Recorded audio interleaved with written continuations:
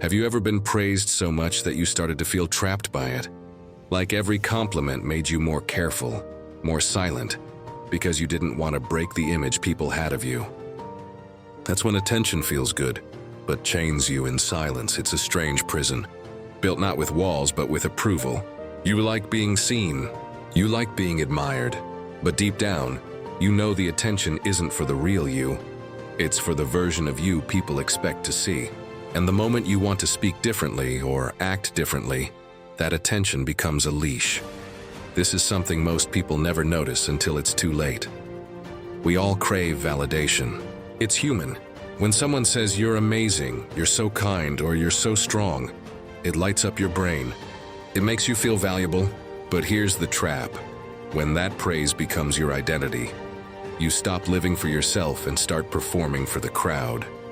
You silence the parts of you that don't fit the image. You hide your anger because people say you're the calm one.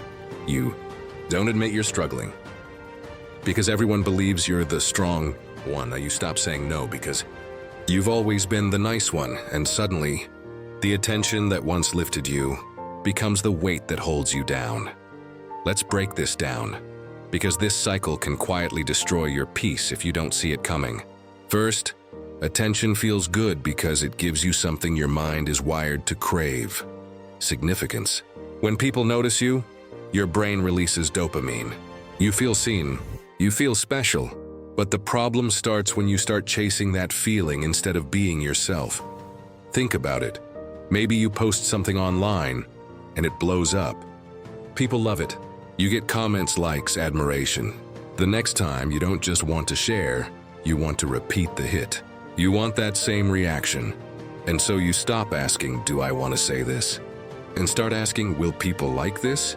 You stop expressing and start performing. It happens in real life too. At school, maybe you're known as the funny one, so you keep joking even when you're tired. At work, maybe you're the reliable one, so you never say no even when you're burning out. At home, maybe you're the peacemaker, so you swallow every argument even when you're right. The more people cheer for you, the less free you feel, because now the applause is conditional. It's not for you, it's for the mask.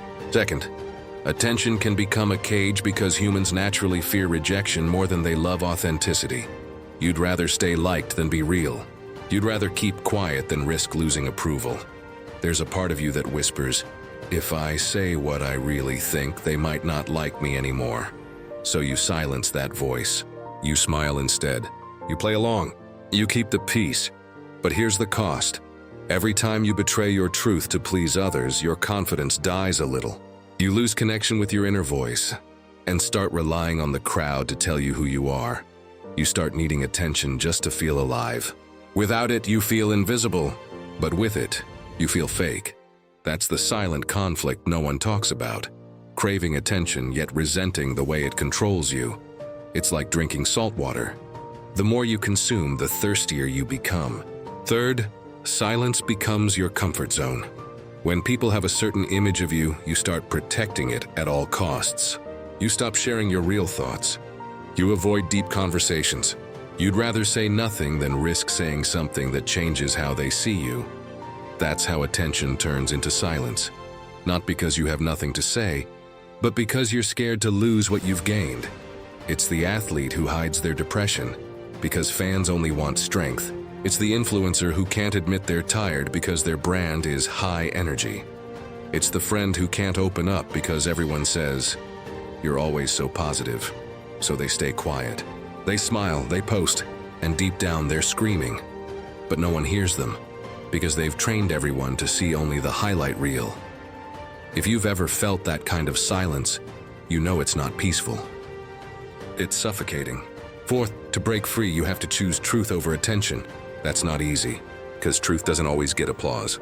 It's quieter, it's slower, but it's the only thing that lasts. Start by noticing when you're performing. Ask yourself, would I still do this if no one noticed? If the answer is no, pause. You might realize that half the things you do aren't really you. They're just habits built from wanting to be liked. Then, start small. Speak honestly once a day. Say no when you mean no. Admit when you're tired. Share what you really think, even if it feels risky. You'll lose some attention, yes, but what you'll gain is peace. You'll feel lighter, real, alive.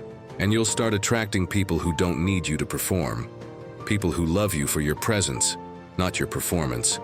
That's the kind of attention that heals instead of chains. See, the truth is, silence can look strong on the outside, but inside it's often fear. And attention can look like love, but sometimes it's control. When you stop living for attention, you stop being a puppet. You become a person again, because the real power isn't in being seen, it's in being known. Not for the mask you wear, but for the voice you finally set free. So, if you've been feeling invisible behind your own reputation, if you've been performing instead of living, maybe it's time to step down from the stage.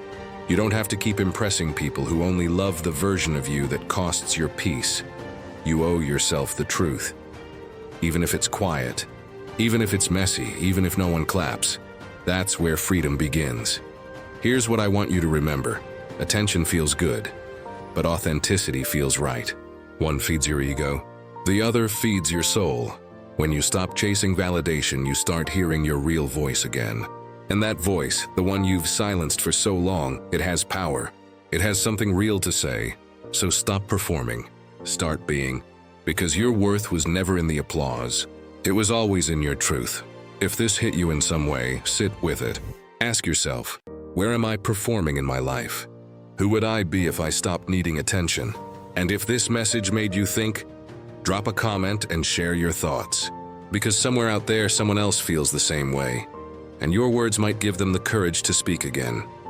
If you found value in this, hit the like button.